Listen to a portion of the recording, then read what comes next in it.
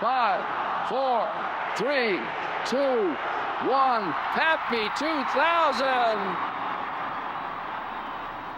The world has said this aggression would not stand. Mr. Gorbachev, tear down this wall. I shall resign the presidency effective at noon tomorrow. The nomination of my party, landing a man on the moon and returning him safely to the earth. But old soldiers never die. A date will live in infamy. I consider myself the luckiest man on the face of the earth. The 20th century was unlike any before it, marked by a unique journey.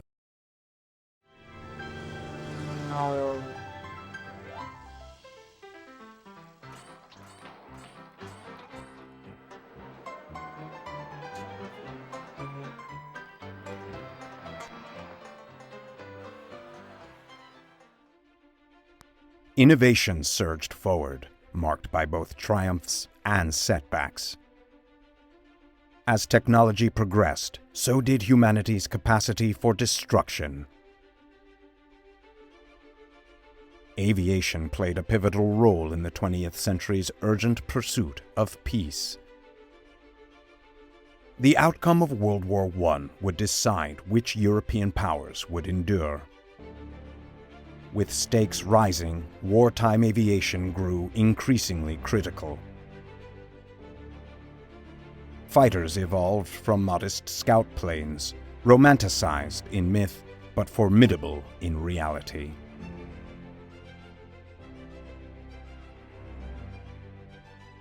Meanwhile, far away in the frontier town of Seattle, wealthy young entrepreneur William E. Boeing was pursuing his passion for flight.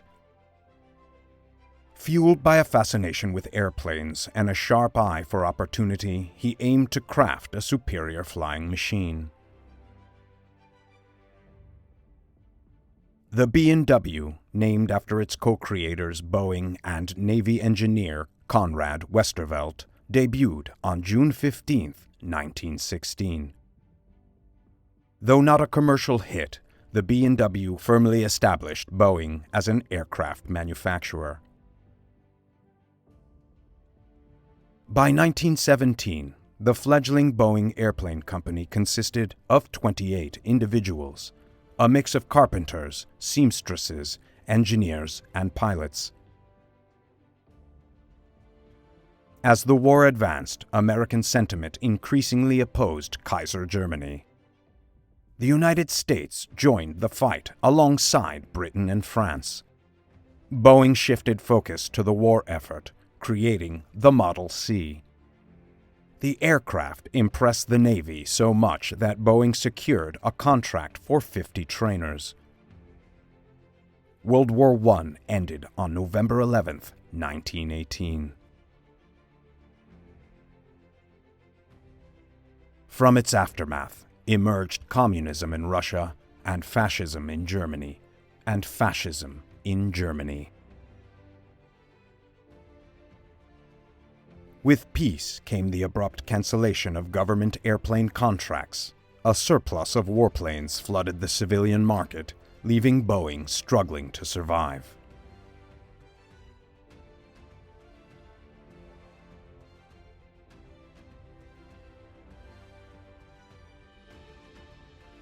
To stay afloat, the company diversified, producing furniture and speedboats. Yet, Bill Boeing never wavered in his optimism for aviation's future. His vision centered on airmail service. First international airmail service on the North American continent. In 1919, Eddie Hubbard and I took a flight up to Vancouver, BC. On our return trip, the postmaster at Vancouver handed us a mail sack for delivery to the postmaster at Seattle. This was the first international mail ever carried by plane into the United States. A venture that showcased the immense potential of air transport for the U.S. mail. Donald Willis Douglas also emerged as a key figure among early aviation pioneers. An MIT-trained engineer, Douglas designed the MB-1 bomber for the Martin Airplane Company. Despite the post-war economic downturn, Douglas launched his own company, determined to succeed. With financial support from businessman David R. Davis, Douglas created the Cloudster, aiming to achieve the first non-stop coast-to-coast flight. Although it lost that race, the Cloudster made history as the first airplane capable of carrying more weight in passengers and cargo than its own. Douglas soon secured a contract to produce torpedo bombers for the U.S. Navy. The DT-1 and DT-2 cemented Douglas as a reliable Navy contractor. In July 1921, Douglas formally incorporated his company under his own name. Both Douglas and Boeing were on paths to success. As Europe struggled to recover from World War I, the United States ascended as the dominant global power. It was an era of unbridled prosperity, brimming with hope and creativity in the arts and sciences. The era concluded with the world grappling to recover from the most severe economic disaster in history. Amid the turmoil, dictators rose to power, threatening global peace, while aviation made monumental advancements.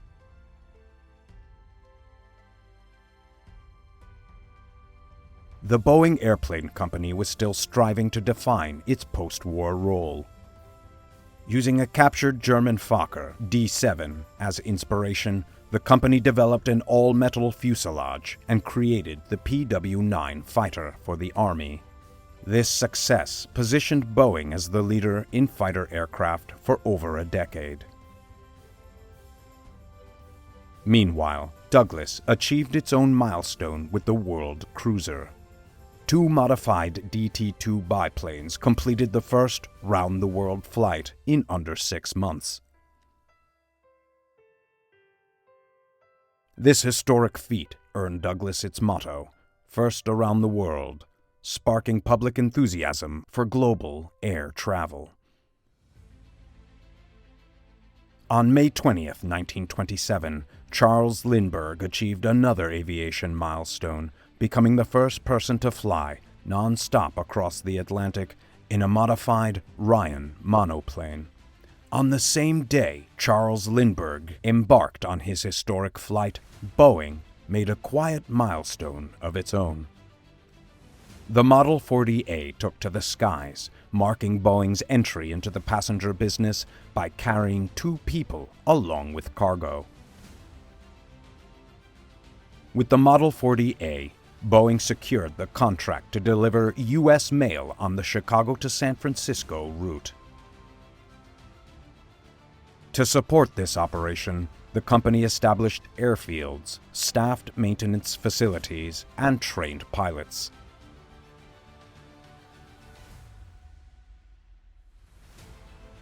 The effort led to the creation of Boeing Air Transport to oversee the integration. Across the country, these pioneering airmail services were laying the groundwork for modern aviation. The rising popularity of passenger flight led to the creation of the Model 80, a 12-passenger tri-motor biplane specifically designed for passenger service. The Model 80 also introduced flight attendants, revolutionizing the airline industry. Boeing was steadily gaining traction in the passenger market while solidifying its position in military aviation.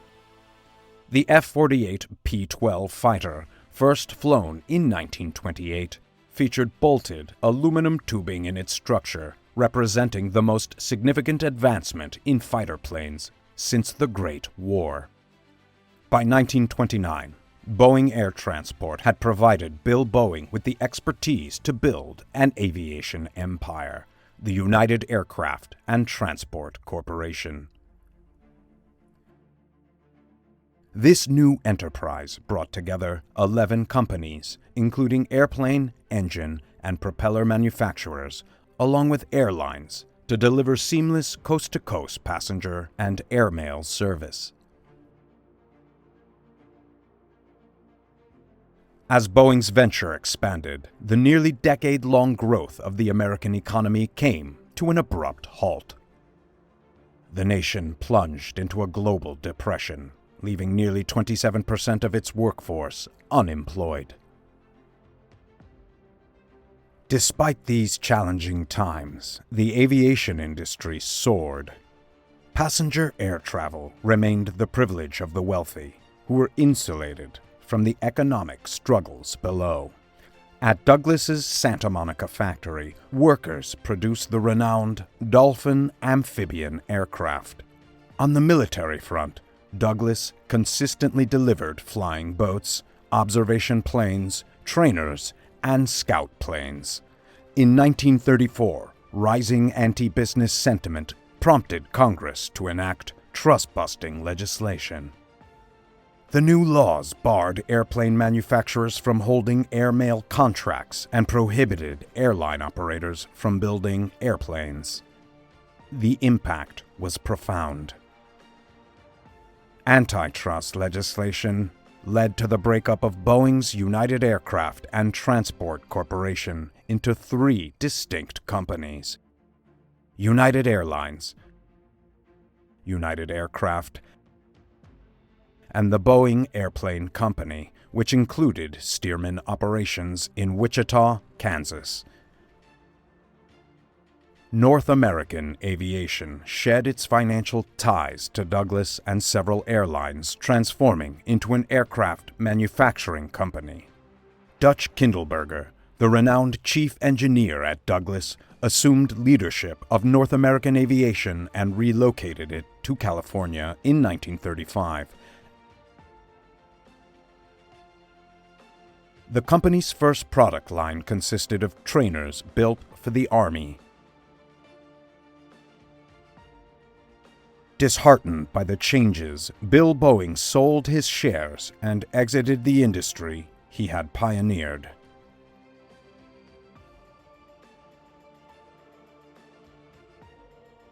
Meanwhile, passenger demand for faster air travel continued to grow. Biplanes had reached their design limits, prompting a shift in focus to monoplanes. Boeing's first monoplane, the XP-9 fighter, set the stage for the company's revolutionary design of the sleek, low-wing monomail, built to carry both passengers and mail. The pinnacle of this monoplane evolution was the Model 247, the first all-metal plane with retractable landing gear, and the first truly modern passenger aircraft. The 247 outpaced its nearest competitor by 80 miles per hour, achieving speeds of 200 miles per hour. Boeing was poised to dominate the passenger airline market, but then made one of the most significant missteps in aviation history. At that time, United Airlines was still part of Bill Boeing's expansive enterprise, and the first 70 model 247s were promised to United. Transcontinental and Western Air, later known as TWA, was told to wait. Determined not to let United dominate the skies, TWA's CEO, Jack Fry, turned to Douglas, awarding them a contract for a twin-engine design. The DC-1 prototype was larger, faster, and could carry more passengers than Boeing's 247. The production model, the DC-2, surpassed its predecessor in both speed and capacity. It quickly became the passenger plane of choice for airlines worldwide. With demand for fighter planes waning and the passenger market slipping away, Boeing was in need of a new direction. In 1933, legendary Boeing engineer Claire Egvet became the company's chairman and president. He set a course for larger Boeing aircraft, focusing on big bombers and passenger planes designed to leverage shared design breakthroughs. This decision would have a lasting impact during the war years ahead. The Army Air Corps became Boeing's first major military customer. In 1934, the Army Air Corps sought a heavy, long-range, experimental bomber. Boeing responded with the four-engine XB-15, a metallic condor featuring an unprecedented 149-foot wingspan. At the same time, Boeing used its own funds to develop a prototype of the four-engine B-17 Flying Fortress, which combined the best features from the 247 and XB-15 designs.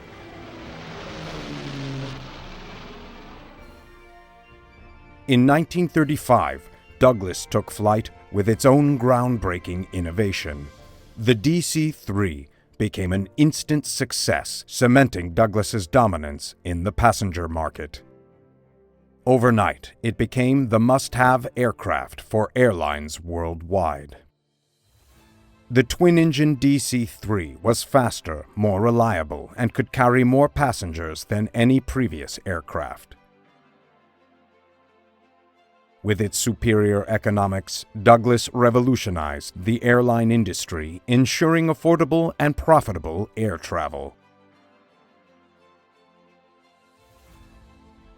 In 1938, Boeing incorporated big bomber features into two new passenger models. The Model 307 Stratoliner sparked its own revolution, becoming the first passenger plane with a pressurized cabin, enabling it to fly above the weather at 20,000 feet.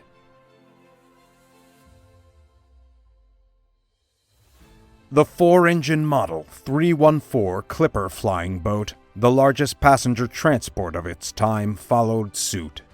However, neither the Clipper nor the Stratoliner could dislodge the DC-3's dominance in the passenger market.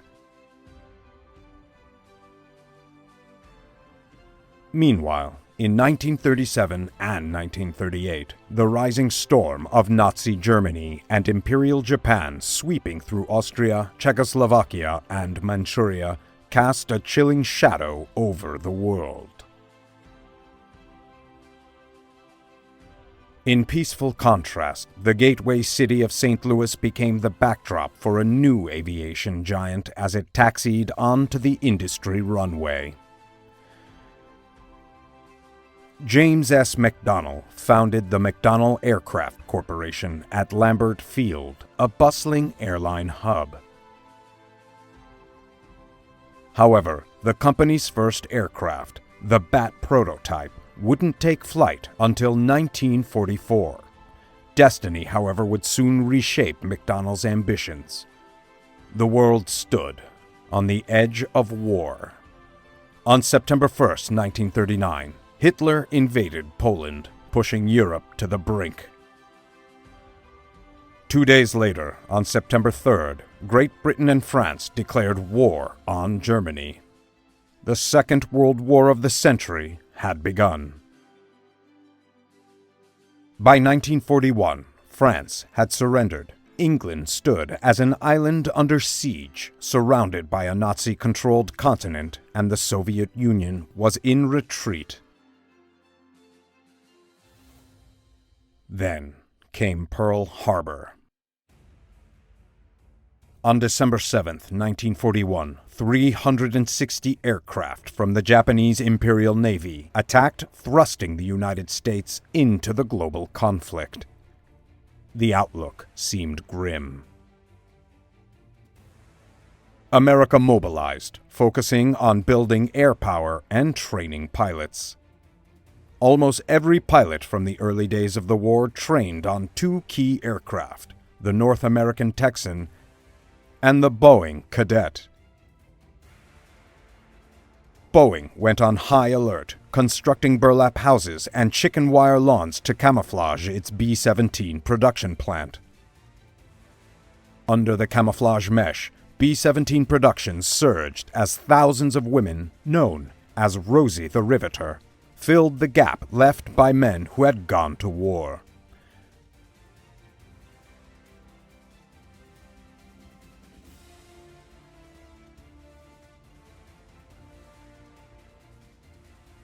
The B-17 became a legend in the skies over Europe, proving it could endure heavy damage and still bring its crews home safely. With the development of a long-range bomber escort, the relentless attacks from enemy fighters began to ease. The North American P-51 Mustang could outperform any fighter in World War II, saving countless lives among the B-17 crews.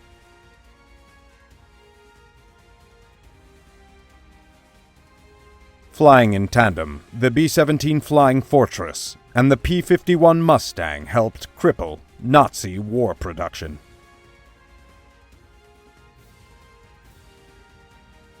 On D-Day, June 6, 1944, the Allied forces invaded France. The C-47, a military version of the DC-3, filled the skies over Normandy. By the end of the day, 20,000 paratroopers and their equipment had crossed the English Channel in the largest airlift the world had ever seen. North American aviation was in the Pacific early in the war, deploying the first bomber in all World War II combat theaters. The B-25 Mitchell medium bomber was the first to strike the heart of Imperial Japan in a surprise and daring raid led by Lieutenant Colonel Jimmy Doolittle. What happened was the airplane flying our landing beacon, which we badly needed to home on, and other fuel for us and so forth, unfortunately crashed. All aboard were killed. And so when we began to plaintively call, turn on the beacon, there was no beacon. So people went their separate ways? We just went to where we got as close to as we could to where we thought we wanted to go. One plane, against orders, went to Vladivostok. And they were kept until the war was almost over, and then were permitted to escape. And the humorous thing about this was that the Secretary of the Treasury, I believe it was Morgenthau, was it not? Mm-hmm. He called me in once a month, very regularly, and just gave me a terrible going over. He had just received another bill from the Russians for the food and lodging of the 5 people that they were taking care of for us. How many boys did not return from that mission? How many died on the mission? There were 2 people drowned when we landed. 4 were executed by the Japanese. 1 jumped and was killed when he jumped. His parachute was available. We don't know what happened. So there were 7. Douglas proved its worth in the Pacific with the dauntless dive bomber. In the pivotal Battle of Midway, Navy Dauntless bombers sank 4 enemy aircraft carriers. From that turning point, Japan fought the rest of the war in retreat.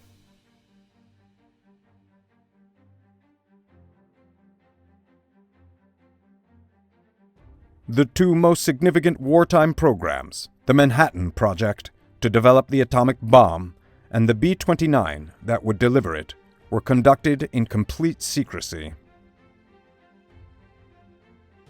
The B-29 Superfortress pushed the design limits of propeller-driven aircraft flying higher and faster than enemy fighters.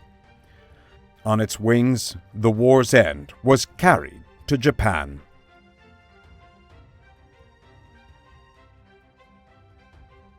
The overwhelming superiority in both the quality and quantity of American war material ultimately tipped the scales of the conflict. The number of planes produced for the war effort was staggering. By 1944, Boeing was producing an astonishing 362 B-17s per month.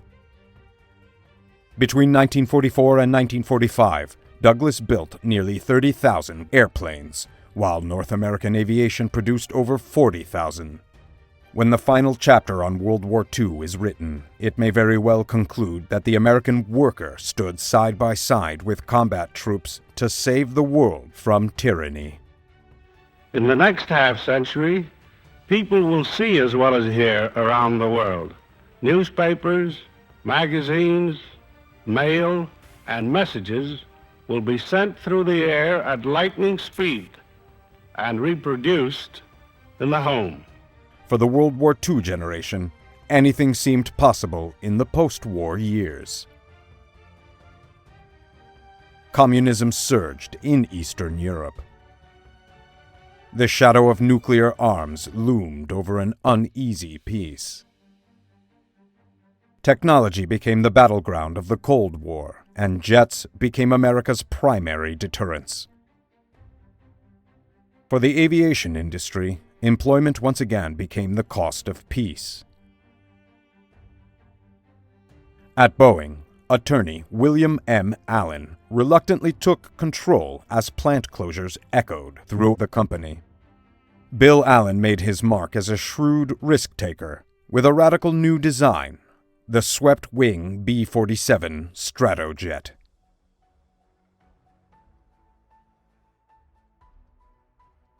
The newly formed U.S. Strategic Air Command needed a bomber capable of outrunning prop-driven fighters and early jets. Using captured German wind tunnel data as a guide, Boeing designed a swept-back wing for improved aerodynamics. To reduce the risk of fire spreading to the fuel in the wings, Boeing placed the engines on pods beneath them.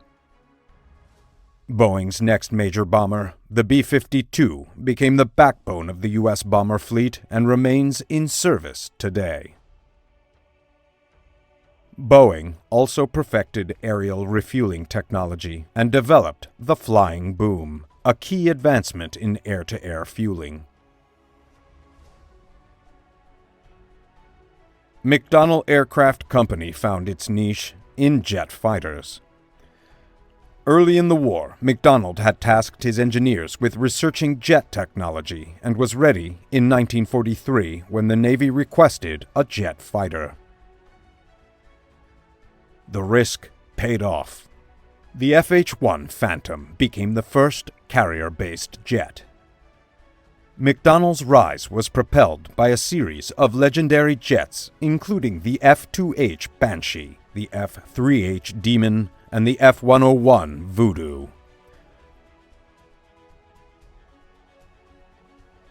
North American aviation engineers also utilized captured German wind tunnel data to develop America's first swept-wing fighter. The F-86 Saberjet became one of the most iconic fighters of all time during the Korean conflict, achieving a kill ratio of 10 enemy aircraft for every one lost. With the Saberjet, North American aviation dominated jet fighters in the early 1950s. North American aviation followed up with the F-100 Super Sabre, the first operational fighter to routinely fly at supersonic speeds.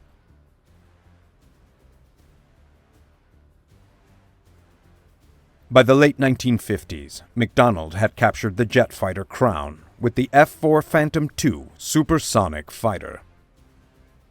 The F-4 gave the country one of the most versatile fighter jets ever conceived. It performed in a wide range of missions as an interceptor, fighter-bomber, and reconnaissance plane in the U.S. Navy, Marines, and Air Force. Once in service, it set speed and altitude records. The F-4 served the country in Vietnam and the Gulf War and is still in service with the air forces of several nations.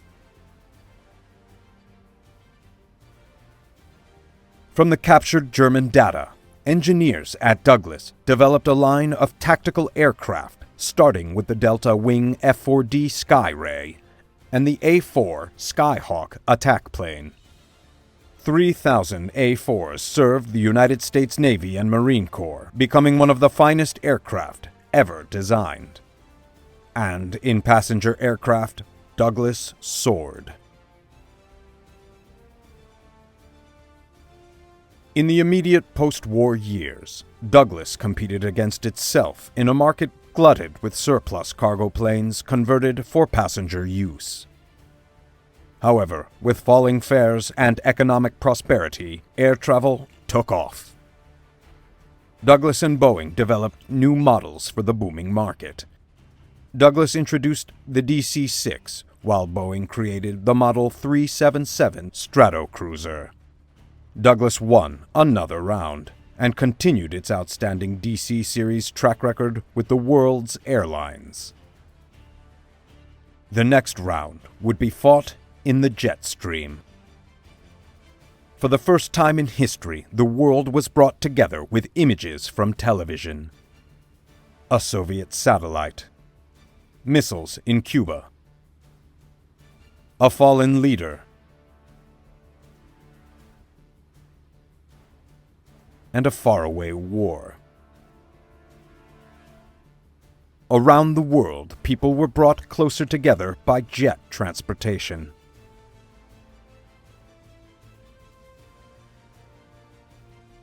Just as J.S. McDonald had used risky technology to propel his company's rise in the fighter market, Bill Allen would apply jet technology to ascend in the commercial airline market. Allen effectively bet the Boeing company on modern jet travel, launching it with the Dash 80 prototype, drawing on the company's experience in building large jet bombers. On July 15, 1954, the 38th anniversary of Boeing, modern jet travel was ushered in with the Dash 80. Donald Douglas had been reluctant to invest in improving passenger jet technology until the Dash 80 first flew. This would prove to be as serious a mistake as the 247 misstep Boeing had made in the 1930s. With Boeing already out of the gate with the Dash 80, Douglas announced plans to build a slightly larger DC-8 to carry more passengers.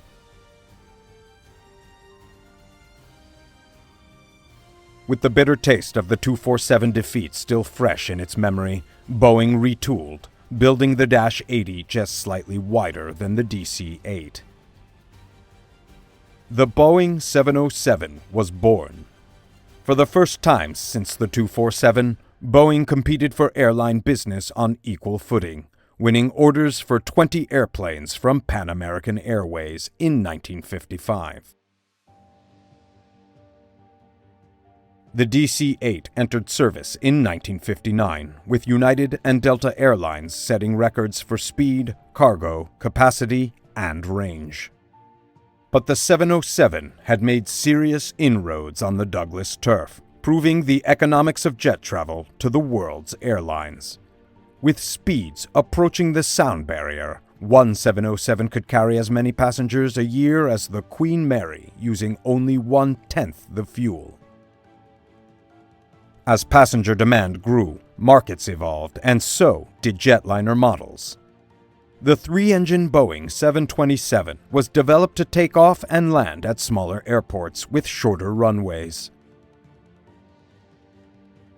The Douglas DC-9 and the Boeing 737 answered the demand for airplanes to carry fewer passengers on shorter routes. Hoping to regain market dominance, Douglas flew the DC-9 a full 2 years ahead of the Boeing 737. Time would help Boeing with this round, as the 737 went on to become the best-selling passenger jet of all time. The giant Boeing 747 jumbo jet started as an interim jetliner to be converted to cargo use when supersonic planes came into service.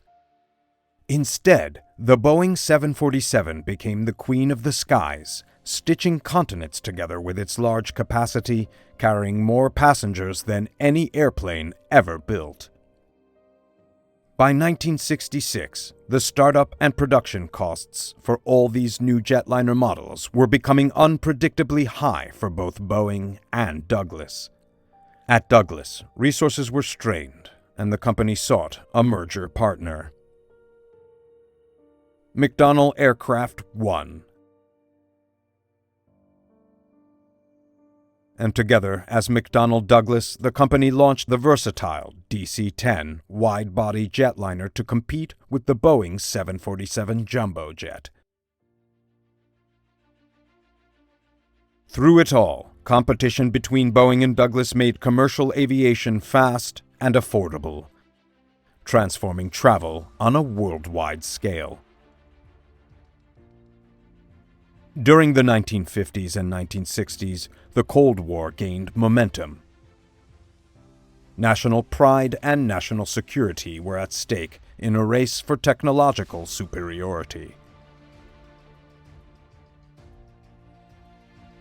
Both sides turned to developing nuclear missiles for deterrence when bombers became vulnerable to missile interceptors. America's missile industry has its roots in World War II. Douglas gained valuable experience throughout the 1940s by winning contracts for missile systems such as the Nike and Thor missiles in the 1950s. The intermediate-range Thor missile held the line of nuclear deterrence until long-range missiles were developed. North American Aviation, studying the German V-2 rockets, integrated its research into every aspect of rocketry: guidance, propulsion, electronics, and production. In 1953, the company's Navajo missile flew, and the Redstone rocket engine produced by Rocketdyne became a hallmark of innovation. Meanwhile, Boeing's rocket research was focused on pioneering supersonic propulsion, and the Bookmark air defense missile, capable of reaching Mach 2 speeds, was a significant achievement. Boeing produced 420 launch systems and 700 missiles, gaining crucial mass production and large-scale integration experience that would be essential in countering the Soviet challenge. Then, on October 4th, 1957, Americans were stunned when the Soviet Union successfully launched Sputnik 1, a 184-pound satellite, into orbit. This event was a blow to the American psyche, which had long been accustomed to technological superiority. Speed of progress in the satellite project cannot be taken as an index of our progress in ballistic missile work. Our satellite program has never been conducted as a race with other nations. For the military, it was alarming, as it suggested a new and potent long-range missile threat from the Soviet Union. The launch of Sputnik ignited the space race, fueled the arms race, and further intensified the Cold War. In response to the Soviet threat, Boeing leveraged its expertise in large-scale integration to create the Minuteman intercontinental ballistic missile system. This complex missile system, consisting of 1,000 three-stage Minuteman missiles, along with large silos and control rooms, was built to serve as a key component in America's nuclear deterrence strategy. In 1962, the Soviet Union, under Nikita Khrushchev, attempted to place intermediate-range ballistic missiles in Cuba, threatening the security of the continental United States. This led to a tense confrontation during the Cuban Missile Crisis, where a nuclear war was narrowly avoided through a blockade of Cuba and the eventual removal of the Soviet missiles. The peace was secured largely through a credible nuclear deterrence force composed of 800 B-47s, 500 B-52s, and 12 operational Minuteman missiles, backed by a determined U.S. president. Meanwhile, North American aviation had solidified its reputation for innovation, launching the X-15 in 1959. This hypersonic research platform, capable of reaching altitudes of 50 miles and speeds exceeding 4,000 miles per hour, tested extremes in speed, altitude, and human response, making invaluable contributions to the space program. NASA's drive to regain the high frontier of space was further propelled when it awarded McDonnell Aircraft Company the contract to build America's first manned spacecraft. marking a new era in space exploration. The Mercury space program marked a pivotal moment in human space exploration, with astronauts embarking on 6 successful missions to study the effects of space on the human body. McDonnell Aircraft Company, having built the Mercury capsules, quickly moved on to develop the 2-man Gemini spacecraft. Over the course of 10 missions, Gemini astronauts conducted America's first spacewalks and docking maneuvers, gaining crucial experience in preparation for a moon landing. The Apollo program took this momentum to new heights, embodying the national spirit of determination that had propelled the U.S. through World War II. Apollo was one of the most complex engineering endeavors ever attempted, requiring extraordinary cooperation among 27 major contractors, a level of collaboration reminiscent of wartime efforts. However, in 1967, a tragic accident occurred when a fire during a pre-launch test took the lives of 3 U.S. astronauts. In response, NASA turned to Boeing for technical integration and evaluation of the Apollo program. Bill Allen, Boeing's president, showed his commitment to the nation's space efforts by lending Boeing's top engineers to the program, even at the expense of its own development projects, including the supersonic transport, the 747 and the 737. Both Boeing and McDonnell Douglas played major roles in the Apollo program and the development of the Saturn V rocket, which would ultimately send astronauts to the moon. North American Aviation, a key player in the U.S. space program, contributed immensely to the success of the Apollo missions, providing the rocket engines for all 3 stages of the Saturn V, the complete second stage, and the Apollo Command and Service Module. This support was crucial in the successful launch of the Apollo 11 mission on July 16, 1969, which saw Neil Armstrong, Edwin Aldrin, and Michael Collins lift off towards the moon.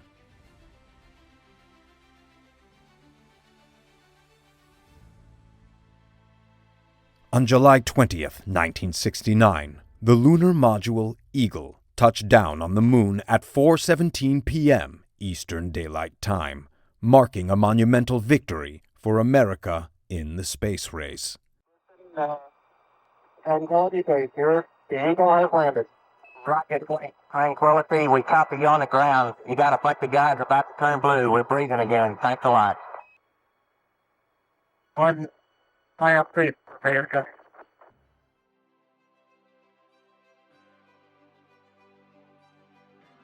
However, as the 1970s began, the national mood shifted. The U.S. economy fell into a recession, and the oil crisis of the early 1970s brought double-digit inflation, forcing the country to confront limitations on its way of life. Boeing, mirroring these economic troubles, faced a series of challenges stemming from the high costs of programs initiated in the 1960s. The government canceled the supersonic transport program due to concerns over cost and environmental impact. Meanwhile, the Apollo program wound down, and the 747 and 737, despite their eventual success, had accumulated significant startup costs. Additionally, rising fuel prices and declining passenger revenue led to a drying up of commercial jet orders. In response to these challenges, newly appointed Boeing CEO T. Wilson implemented drastic measures to save the company, focusing on cost-cutting, strategic restructuring, and efforts to reignite growth in the competitive aerospace and commercial aviation markets. The company cut its workforce nearly in half and shifted focus toward high-tech ventures, including computer services, rapid transit systems, hydrofoils, and other innovative technologies. Boeing also relied on its defense and space divisions to stay afloat, with significant projects like the Short-Range Attack Missile, the Air-Launched Cruise Missile, and the Mariner 10 probe, which was launched to Venus in 1973. Additionally, Boeing's Airborne Warning and Control System, AWACS, made its debut in 1976, further solidifying its position in defense technology. McDonnell Douglas faced similar challenges during this period, with the decline of the Apollo program and the downturn in the airline industry. The company also had to cut its workforce and diversify its operations. However, it found strength in the fighter jet market. In 1972, McDonnell Douglas first flew the F-15 Eagle, an advanced air superiority fighter for the U.S. Air Force.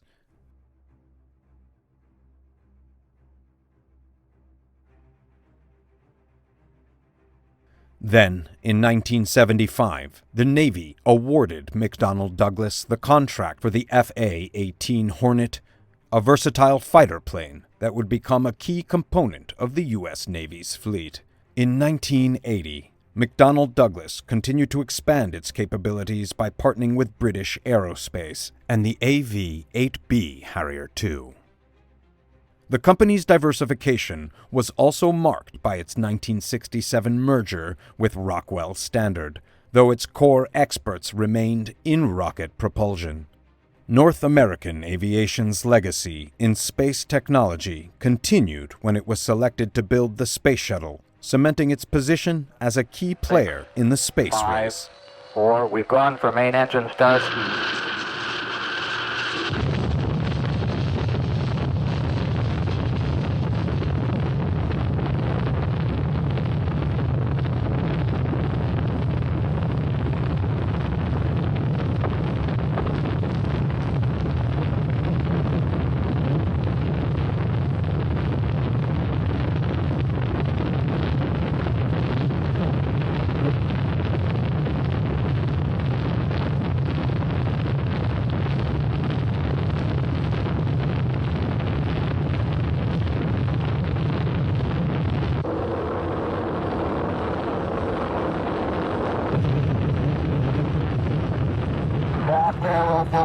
Go. Roger, roll. As the 1980s began, the United States saw economic recovery from the 1970s oil crisis. The Cold War reached its peak in the early part of the decade, but ultimately ended with the collapse of communism in the Soviet Union by the decade's end. During this period, the aviation industry faced the challenges of developing fuel-efficient and quieter aircraft, driven by the economic pressures from the oil crisis and the demand for sustainability. Boeing responded with the development of the 757 and the 767, two fuel-efficient airplanes that became workhorses for global airlines. The 757, a standard body jet, and the 767, a larger twin-aisle design, were introduced concurrently in the early 1980s and allowed airlines to efficiently serve almost any route around the world. In the 1980s, McDonnell Douglas focused on producing the fuel-efficient MD-80 series, which became a cornerstone of its new line of jetliners. Meanwhile, at Rockwell, the B-1 bomber program was revived as Cold War tensions escalated. The B-1B was redesigned for low-altitude, high-speed penetration of enemy air defenses, making it a vital asset for U.S. military operations during the 1980s and beyond. Partnerships became a major trend in the defense and aerospace industry in the 1980s, with several companies joining forces on complex programs. Boeing teamed with Rockwell on the B-1B, with Northrop on the B-2 stealth bomber, with Bell Helicopter Textron on the V-22 Osprey tilt-rotor aircraft, and with Lockheed on the F-22 Raptor stealth fighter. In space, Rockwell played a pivotal role in the Space Shuttle program. Between 1972 and 1991, Rockwell was responsible for building 6 shuttle orbiters and also designed the shuttle's main engines. This period marked the peak of the Space Shuttle's operational life, and Rockwell's involvement was crucial to the success of the program. Throughout the late 1980s and early 1990s, McDonnell Douglas continued to innovate and refine its products. The Delta rocket series, in particular, gained a reputation as one of the world's most reliable launch vehicles, reinforcing the company's stature in space and satellite launches. In the defense sector, McDonnell Douglas also improved the AH-64 Apache attack helicopter, a product of its acquisition of Hughes Helicopters. The Apache Longbow, with its advanced avionics and weaponry, became the U.S. Army's primary attack helicopter. Boeing, through the purchase of Vertol, made significant strides in helicopter technology. Vertol, a pioneer in tandem rotor aircraft, gave Boeing a solid foundation in producing heavy-lift helicopters like the CH-46 Sea Knight and the CH-47 Chinook, which played vital roles in military and rescue operations, especially during the Vietnam War. The legacy of Douglas in cargo aircraft was also maintained with the C-17 Globemaster III, being a modern-day workhorse. Designed to operate from nearly any airfield, it provides critical logistical support during conflicts and humanitarian missions alike, ensuring rapid response to global emergencies. As the 1990s began, the aviation industry faced increasing pressure to innovate while cutting costs. Boeing responded by embracing a strategy of cost reduction without sacrificing quality. The result was the 777, a revolutionary aircraft that became the world's largest twin jet and the first to be designed entirely using computer-aided design, or CAD. The 777's introduction set a new standard for precision and efficiency in jetliner manufacturing, becoming the benchmark for future commercial aircraft.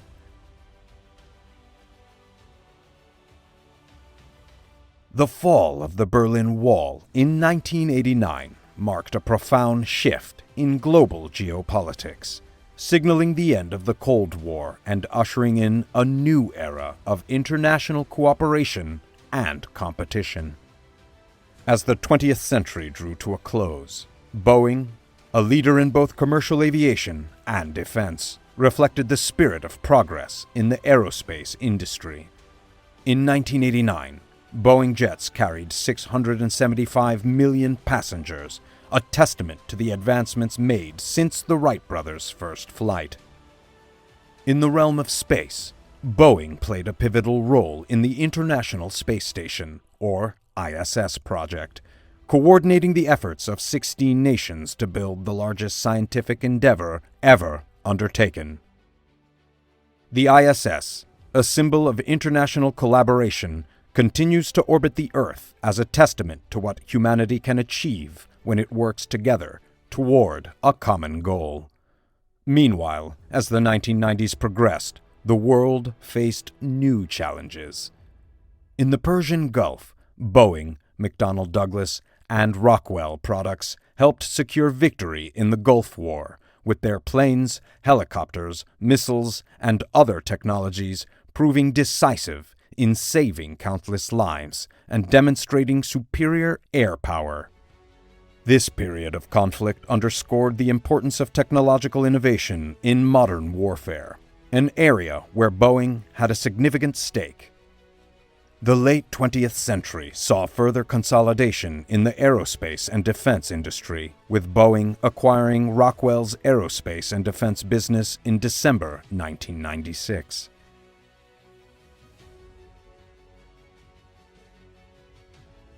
In 1997, Boeing merged with McDonnell Douglas, strengthening its position as the world's foremost aerospace company.